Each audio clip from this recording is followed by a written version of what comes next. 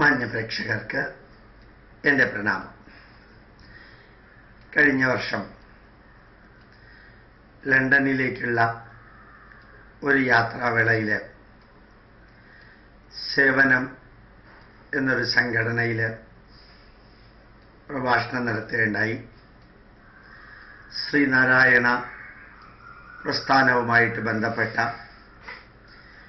ആ സംഘടനയിലെ പ്രവർത്തകർ ഗുരുദേവ സന്ദേശങ്ങൾ ജനങ്ങളിൽ എത്തിക്കാനായിട്ട് ഒരു റേഡിയോ സംവിധാനം, ലോകം മുഴുവനും എത്തുന്ന റേഡിയോ സംവിധാനം തുടങ്ങുകയാണെന്ന് പറഞ്ഞു. അതിനൊരു സന്ദേശം വേണമെന്ന് ഇന്നലെ പറഞ്ഞു.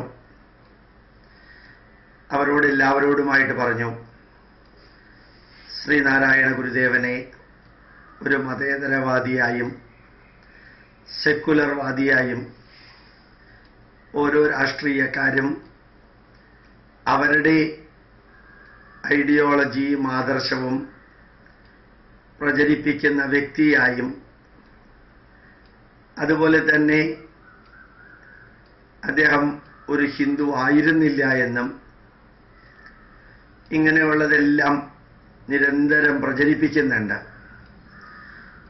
പക്ഷേ ശ്രീനാരായണ ഗുരുദേവൻ എഴുതിയ 61 കൃതികളും ശ്രീനാരായണൻ പ്രതിഷ്ഠിച്ച ക്ഷേത്രങ്ങളും ശ്രീനാരായണ ഗുരുദേവൻ ദുർദേവതാ വിഗ്രഹങ്ങളെ പിഴുതെറിഞ്ഞ് പ്രതിഷ്ഠിച്ച വൈദിക ഈശ്വര സങ്കല്പങ്ങളും എഴുതിയ ദൈവദശകവും ദർശനമാലയും എല്ലാം തന്നെ പരിപൂർണമായും ഭാരതീയ സംസ്കാരത്തിൻ്റെയും ഹൈന്ദവ ചിന്താധാരകളുടെയും അടിസ്ഥാനത്തിൽ മാത്രമുള്ളതാണ്.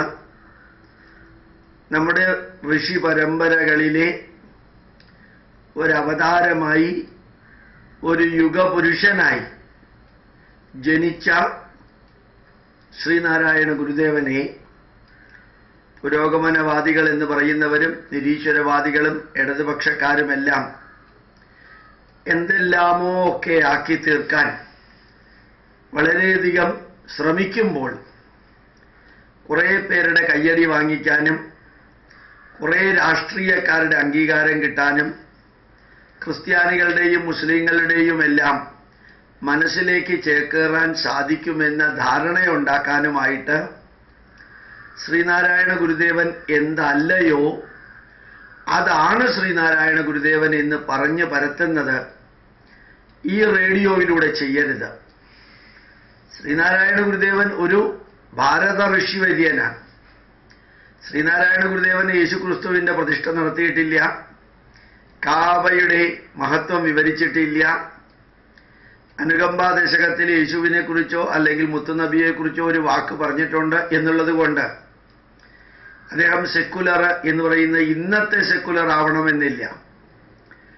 ദ്വൈതത്തിൽ നിന്ന് അദ്വൈതത്തിലേക്ക് ഗുരുദേവൻ പ്രയാണം ചെയ്യുമ്പോഴും ആ ഗുരുദേവനെ എന്തൊക്കെയോ ആക്കി മുദ്ര കുത്താനായിട്ട് കുറേ പേര് ശ്രമിക്കുമ്പോൾ യഥാർത്ഥത്തിലെ നാരായണ ഗുരുദേവൻ ആരാണെന്ന് മനസ്സിലാക്കാൻ ഈ സേവനം എന്ന സംഘടനയുടെ റേഡിയോയിലൂടെ സാധിക്കണം. ഗുരുദേവന്റെ ചിന്തകളും പ്രവൃത്തികളും കർമ്മങ്ങളുമെല്ലാം ഹൈന്ദവ ജനതയിൽ നിലനിന്നിരുന്ന തിന്മകളെ ഇല്ലാതെയാക്കാൻ, ഗുരുദേവൻ ക്രൈസ്തവ ജനതയിലെയോ ബൈബിളിലെയോ കുഴപ്പങ്ങളെക്കുറിച്ച് പറഞ്ഞിട്ടുമില്ല, അതിനെ തിരുത്താൻ വേണ്ടി ശ്രമിച്ചിട്ടുമില്ല. അവരെ എന്ത് ചെയ്യണോ അത് അവരുടെ ഉത്തരവാദിത്വമാണ് എന്ന രീതിയിലും, അതേസമയത്ത് കുമാരനാശാൻ എഴുതിയ ദുരവസ്ഥയിൽ ശരിക്കും മുസ്ലിങ്ങൾ ഹിന്ദുക്കൾക്കെതിരെ ചെയ്ത എല്ലാ ക്രൂരകൃത്യങ്ങളും വേദനയോടുകൂടി വായിക്കുകയും കേൾക്കുകയും ചെയ്ത ഗുരുദേവൻ ശരിക്ക് ഏതെല്ലാം വരികൾ പറഞ്ഞിട്ടുണ്ടോ, മതമേതായാലും മനുഷ്യൻ നന്നായാൽ മതിയെന്നും ജാതിഭേദം മതദ്വേഷം എന്നീ കാര്യങ്ങളും അവനവൻ ആത്മസുഖത്തിന് ആചരിക്കുന്ന തുടങ്ങിയ വരികളും വാദിക്കാനും ജയിക്കാനുമല്ല അറിയാനും അറിയിക്കാനും ഇങ്ങനെയുള്ള വരികളെല്ലാം ഇന്ന് നിലവിലുള്ള ഈ അച്യുതാനന്ദന്റെയും അല്ലെങ്കിൽ പിണറായി വിജയന്റെയും കോടിയേരി ബാലകൃഷ്ണന്റെയും ഉമ്മൻചാണ്ടിയുടെയും രമേശ് ചെന്നിത്തലയുടെയും സുധീരന്റെയും പോലെയുള്ള മതേതരവാദത്തിന് വേണ്ടിയിട്ട് ഉപയോഗിക്കരുത്. നാരായണ ഗുരുദേവൻ എന്താണോ അതാണ് ശ്രീനാരായണ ഗുരുദേവൻ. ശ്രീകൃഷ്ണൻ എന്താണോ അതാണ് ശ്രീകൃഷ്ണൻ. യേശുക്രിസ്തു എന്താണോ അതാണ് യേശുക്രിസ്തു. മുഹമ്മദ് നബി എന്താണോ അതാണ് മുഹമ്മദ് നബി. അതല്ലാത്ത ഒന്ന് അവരാണെന്ന് വരുത്തി തീർത്ത് കുറച്ചു പേരുടെ കയ്യടി വാങ്ങിക്കാനായിട്ട് ശ്രമിക്കുമ്പോൾ ഓർമ്മിക്കുക, ക്രിസ്ത്യാനികൾ യേശുക്രിസ്തുവിനെ കയ്യടി വാങ്ങിക്കാനായിട്ട് മാറ്റി വ്യാഖ്യാനിക്കാറില്ല. അതേപോലെ മുസ്ലിങ്ങൾ അള്ളാഹുവിൻ്റെ പേരിൽ പ്രവാചകനെയോ മറ്റുള്ളവരെയോ മാറ്റി വിവരിക്കാറില്ല. അവരെന്താണോ അതാണ്. ആ യേശുക്രിസ്തുവിൻ്റെ തിന്മകളും പ്രവാചകന്റെ തിന്മകളും ഒരക്ഷരം പോലും പുറത്തേക്ക് പറയാറില്ല. അവര് അങ്ങനെ ഒരു തിന്മയും അതേപോലെയുള്ള ഒരു തിന്മയും ഇല്ലാത്ത ശരിക്കും അവതാരമായ ശ്രീനാരായണ ഗുരുദേവന്റെ ആ ധന്യമായ നന്മകൾ ഒരു വലിയ സമൂഹത്തെ വേദനയിൽ നിന്ന് കരകയറ്റിയ ആ ആചാര്യനായതുകൊണ്ടാണ്, ഗുരു ആയതുകൊണ്ടാണ്, ഒരു അവതാരമായതുകൊണ്ടാണ് ശ്രീനാരായണ ഗുരുദേവനെ യുഗപുരുഷൻ എന്ന് പറയുന്നത്.